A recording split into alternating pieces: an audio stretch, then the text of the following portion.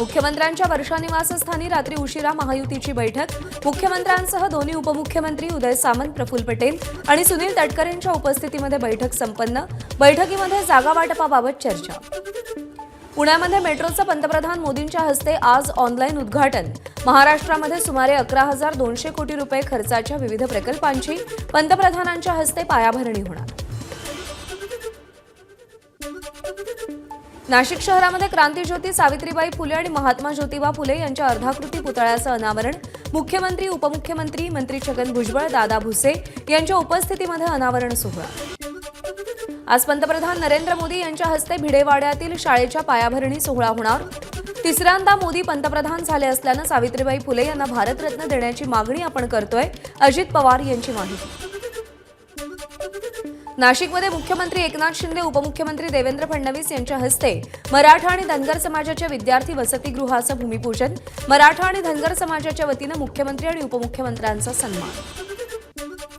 ठाकरे गटाचे पक्षप्रमुख उद्धव ठाकरे आज नागपूर दौऱ्यावर। आगामी विधानसभेच्या पार्श्वभूमीवर विदर्भातील पदाधिकाऱ्यांसोबत उद्धव ठाकरे आढावा बैठक घेणार। संध्याकाळी ठाकरेंची जाहीर सभा। विधानसभा निवडणुकीची आचारसंहिता पुढच्या आठवड्यात लागण्याची शक्यता। भंडाऱ्यातल्या मेळाव्यात अजित पवारांचं वक्तव्य। महायुती सरकारच्या योजनांची अजित पवारांनी उजळणी केली। महाराष्ट्रामध्ये 9,59,00,000 मतदार, त्यामध्ये 4,59,00,000 पुरुष तर 4,64,00,000 महिला मतदार। वृद्ध मतदारांना धरून मतदान करण्याची सोय उपलब्ध करून देणार।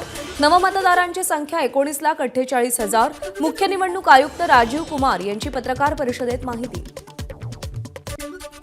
गुन्हेगारी पार्श्वभूमी असलेल्या उमेदवारांना 3 वेळा प्रिंट आणि इलेक्ट्रॉनिक मीडियात गुन्ह्यांची माहिती द्यावी लागेल। मुख्य निवडणूक आयुक्त राजीव कुमार यांची माहिती। गुन्हेगारी पार्श्वभूमी असलेल्या उमेदवाराला का निवडलं, त्याला उमेदवारी का दिली याची माहिती राजकीय पक्षांना वर्तमानपत्रातून द्यावी लागेल। नावाची घोषणा करण्यापूर्वी 3 दिवस आधी माहिती देणं बंधनकारक, राजीव कुमार यांची माहिती। आम्ही राजकीय पक्षांच्या भेटी घेतल्या, त्यांनी त्यांच्या अपेक्षा सांगितल्या। दिवाळीचा मुद्दा सांगत महाराष्ट्रात निवडणुकीची तारीख जाहीर करण्याची विनंती त्यांनी केली आहे। मुंबईतल्या पत्रकार परिषदेत राजीव कुमार यांचं वक्तव्य। खर्डा इथल्या शिवपट्टण किल्ल्याच्या विकास कामाचं शरद पवारांच्या उपस्थितीत उद्घाटन। विकास करायला अक्कल लागते, उद्ध्वस्त करायला अक्कल लागत नाही, शरद पवारांचा राम शिंदेंना टोला। काँग्रेसचे ज्येष्ठ नेते सुशीलकुमार शिंदेंच्या 84व्या वाढदिवसानिमित्त सोलापूरमध्ये कार्यक्रमाचं आयोजन। शरद पवार, बाळासाहेब थोरात यांच्यासह इतर नेते उपस्थित राहणार। राज्याच्या कृषी पुरस्कारांचं आज राज्यपाल, मुख्यमंत्री आणि उपमुख्यमंत्र्यांच्या हस्ते वितरण। 2020, 21 आणि 22 मधील प्रलंबित असलेले 224 पुरस्कार प्रदान केले जाणार। मनोज जरांगे दसरा मेळावा घेण्याची शक्यता। बीड जिल्ह्यातल्या नारायणगडावर मेळाव्याचं आयोजन करणार असल्याची चर्चा। मेळाव्याबाबत आज स्पष्टता येणार। पुण्याच्या दौंडमधील भीमा सहकारी साखर कारखान्याच्या वार्षिक सर्वसाधारण सभेमध्ये गोंधळ। प्रश्न विचारण्यावर सर्वसाधारण सभेत गोंधळ। बोलू देत नसल्यामुळे माईक फेकल्याचा प्रकार।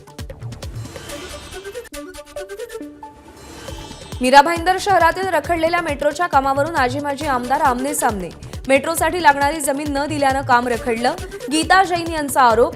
तर जमीन द्यायला तयार पण सरकार मोबदला देत नाही, नरेंद्र मेहतांचं स्पष्टीकरण। वर्ध्याच्या कारंजा घाडगे इथं भाजपच्या 22 आणि काँग्रेसच्या 13 सरपंचांनी प्रहार जनशक्ती पक्षामध्ये प्रवेश केला। प्रहारचे अध्यक्ष आमदार बच्चू कडू यांच्या उपस्थितीमध्ये हा पक्ष प्रवेश झाला। सांगलीच्या कवठे महांकाळमध्ये झालेल्या गोंधळाप्रकरणी राष्ट्रवादीचा निषेध मोर्चा। मात्र मोर्चाची परवानगी पोलिसांनी नाकारली। मोर्चामध्ये आमदार सुमनताई पाटील आणि रोहित पाटील उपस्थित। अकोल्यातील संत गाडगेबाबा अमरावती विद्यापीठामध्ये युवा महोत्सव। 30 सप्टेंबरला हा युवा महोत्सवाचा समारोप होणार। अमरावती, अकोला, यवतमाळ, बुलढाणा आणि वाशिम जिल्ह्यातील 210 महाविद्यालयांनी महोत्सवामध्ये भाग घेतलाय। लता दीदींच्या जन्मदिवसानिमित्त पुण्यामध्ये हिंदी आणि मराठी गाण्यांचा कार्यक्रम। तालयोगी पंडित सुरेश तळवलकर, पंडित हृदयनाथ मंगेशकरांसह इतर कलाकार आणि दिग्गजांच्या उपस्थितीमध्ये कार्यक्रम संपन्न। लता दीदींच्या जयंतीनिमित्त आयोजित कार्यक्रमात पार्श्वगायिका संजीवनी भेलांडे यांना तालयोगी पंडित सुरेश तळवलकरांच्या हस्ते पुरस्कार प्रदान। तर दीनानाथ प्रतिष्ठानच्या वतीने अभिनेत्री सोनाली कुलकर्णीला उत्कृष्ट अभिनेत्री पुरस्कार जाहीर। पुण्यामध्ये मंत्री मुरलीधर मोहोळ, चंद्रकांत पाटलांच्या उपस्थितीत धर्मवीर 2चा प्रीमियर. कोथरूडच्या सिटी प्राईड मल्टिप्लेक्समध्ये प्रीमियर पार पडला. सिनेमातील कलाकारांचीही उपस्थिती. उपमुख्यमंत्री देवेंद्र फडणवीसांचा महानुभाव पंथाच्या कृतज्ञता सोहळ्यामध्ये सत्कार. राज्यभरातील महानुभाव पंथाच्या अनुयायांकडून फेटा आणि चांदीचा हार घालून सत्कार. महानुभाव पंथाची तुतारी सोबत राहू द्या. येत्या 5 वर्षात विद्यापीठाची अप्रतिम इमारत तयार करणार. महानुभाव पंथाच्या कृतज्ञता मेळाव्यात देवेंद्र फडणवीस यांचं वक्तव्य. ओशिवरामध्ये एकता मंच संस्थेच्या माध्यमातून विविध क्षेत्रात उत्तम कामगिरी करणाऱ्यांना सेवा परम पुरस्काराचं वितरण. शिक्षण, क्रीडा, पर्यावरण आणि आरोग्य क्षेत्रातील लोकांचा खासदार रवींद्र वायकर यांच्या हस्ते गौरव. सांगोला ते यलमार मंगेवाडी गावापर्यंत आमदार शहाजीबापू पाटलांची बग्गीतून मिरवणूक. यलमार भवन बांधण्यासाठी 1 कोटी निधी दिल्यानं यलमार समाजानं ही मिरवणूक काढली. नाशिकमध्ये बाळासाहेब ठाकरे स्मृती उद्यानाची मनसे पदाधिकाऱ्यांकडून पाहणी.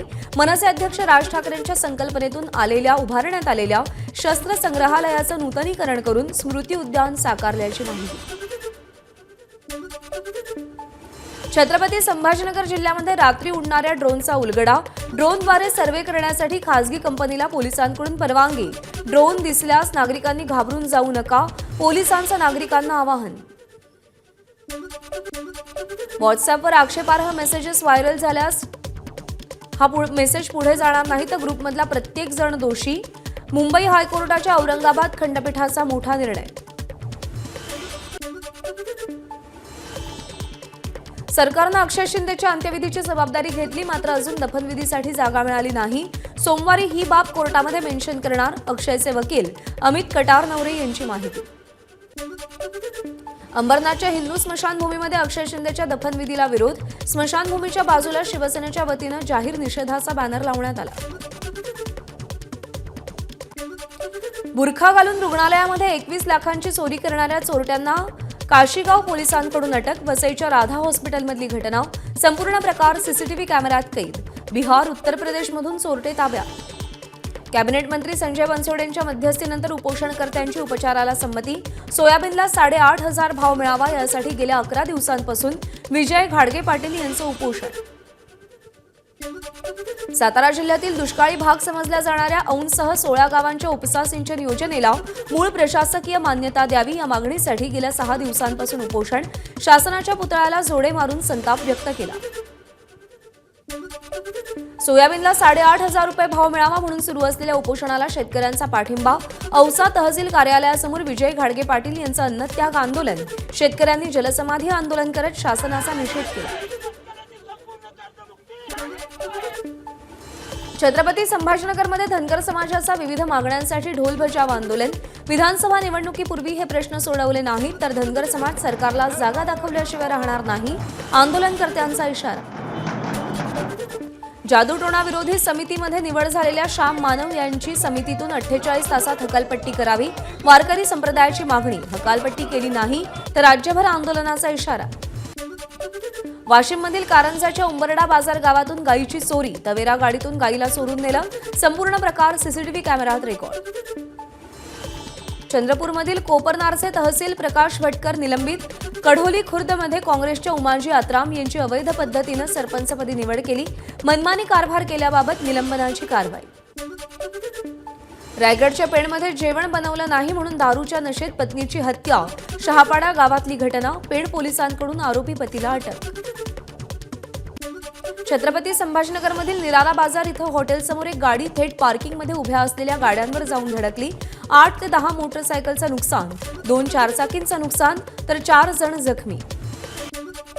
नाशिक छत्रपती संभाजीनगर महामार्गावर निफाड आणि शिवरे फाट्याच्या दरम्यान कांद्यानं भरलेला ट्रॅक्टर उलटला. शेतकऱ्यांचं 75,000 रुपयांचं नुकसान झाल्याचा अंदाज. दक्षिण गोव्यातील कोलम गावात पर्यटकांची कार वळणाचा अंदाज न आल्यानं खोल दरीत कोसळली. अग्निशमन दलानं दोघांना सुखरूप बाहेर काढलं. सावंतवाडी तालुक्यातील दांडेली गावातील वरचावाडा इथं दिवसा ढवळ्या बिबट्याचा मुक्त संचार. 4 दिवसात 3 कुत्री बिबट्यानं फस्त केली. ग्रामस्थांमध्ये भीतीचं वातावरण. बिबट्याचा बंदोबस्त करण्याची मागणी. चंद्रपूर जिल्ह्यातील मूल तालुक्यातल्या जानाळा परिसरातून हल्लेखोर T-83 वाघिणीला जेरबंद करण्यात वन विभागाला यश. या वाघिणीच्या हल्ल्यामध्ये आतापर्यंत किमान 4 लोकांचा मृत्यू झालाय. शिर्डीतील साईबाबा मंदिराच्या सुवर्ण कळशाला 72 वर्ष पूर्ण. पारनेरकर कुटुंबानं 1952 साली हा कलश बसवला होता. या निमित्त आज शिर्डीमध्ये सुवर्ण कलश स्मृतिदिन सोहळा पार पडणार. कल्याणमधील ऐतिहासिक दुर्गाडी किल्ल्याच्या पायथ्याशी असलेल्या अनधिकृत बांधकामावर पालिकेचा हातोडा. कारवाईला घोषणाबाजी करत विरोध करणाऱ्या नागरिकांना पोलिसांनी ताब्यात घेतलं. मुंबईच्या अंधेरी पूर्वेतील मरोळ पोलीस कॅम्पमधील रस्त्यांवर पावसामुळे मोठ्या प्रमाणात खड्डे. नांदेडच्या नेरली गावात पाण्याच्या टाकीची साफसफाई नाही. ग्रामपंचायत आणि पाणीपुरवठा विभागाचं दुर्लक्ष. हर घर दुर्गा अभियानाचा ओम बिर्लांच्या हस्ते शुभारंभ होणार. हर घर दुर्गा अभियानाच्या माध्यमातून स्त्री संरक्षणाचे धडे दिले जाणार. आजची काँग्रेस पूर्णतः शहरी नक्षलवाद्यांच्या ताब्यात. आजच्याच दिवशी करण्यात आलेल्या सर्जिकल स्ट्राईकचे काँग्रेसनं पुरावे मागितले होते. मोदींचं वक्तव्य. केंद्रीय अर्थमंत्री निर्मला सीतारामन यांच्या विरोधात बंगळुरूच्या विशेष न्यायालयाचे FIR दाखल करण्याचे आदेश. तमिळनाडूचे मुख्यमंत्री M.K. स्टालिन यांचे पुत्र उदयनिधी यांना उपमुख्यमंत्रीपद तर जामिनावर बाहेर आलेले द्रमुकचे नेते सेंथिल बालाजी पुन्हा मंत्रिपदाची शपथ घेणार. एअर इंडियाच्या दिल्ली ते JFK या आंतरराष्ट्रीय विमानातील जेवणामध्ये झुरळ आढळलं. 17 सप्टेंबरची घटना. गुगल मॅपमध्ये टाइम मशीन फीचर आलं. 80 वर्षांपूर्वीपर्यंतचे फोटो पाहता येणार. पाकिस्तानी चित्रपट द लिजंड ऑफ मौला जटला भारतात प्रदर्शित करण्यास मनाई. 2 ऑक्टोबरला चित्रपट प्रदर्शित होणार होता. धर्मवीर 2 चित्रपटाची दमदार ओपनिंग. पहिल्या दिवशी कमावले 1,92,00,000. 2024 मध्ये सर्वाधिक ओपनिंग करणारा हा पहिलाच मराठी चित्रपट. तमिळनाडूच्या कृष्णगिरी जिल्ह्यातील होसूर इथं टाटा इलेक्ट्रॉनिक्स प्लांटला आग. काश्मीरमधील कुलगाममधील आदिगाम देवसर भागामध्ये सुरक्षा दल आणि दहशतवाद्यांमध्ये चकमक. 2 दहशतवाद्यांना कंठस्नान. हिजबुल्लाचा प्रमुख हसन नसरुल्लाच्या मृत्यूनंतर जम्मू काश्मीरच्या आलमगिरी आणि हवल परिसरात निदर्शनं. शिया संघटनांकडून आज कारगिल बंदची हाक. शिया नेते इम्रान अन्सारी यांच्याकडून नसरुल्लाचा शहीद असा उल्लेख. बांगलादेश विरुद्धच्या T20 सामन्यासाठी भारतीय संघाची घोषणा. मयंक यादवला संघामध्ये स्थान तर वरुण चक्रवर्ती जितेश शर्माचं पुनरागमन. IPLमध्ये खेळणाऱ्या प्रत्येक खेळाडूला मॅच फी म्हणून 7,05,00,000 रुपये मिळणार. ICCचे अध्यक्ष जय शहा यांची मोठी घोषणा. ABP माझा, उघडा डोळे बघा नीट.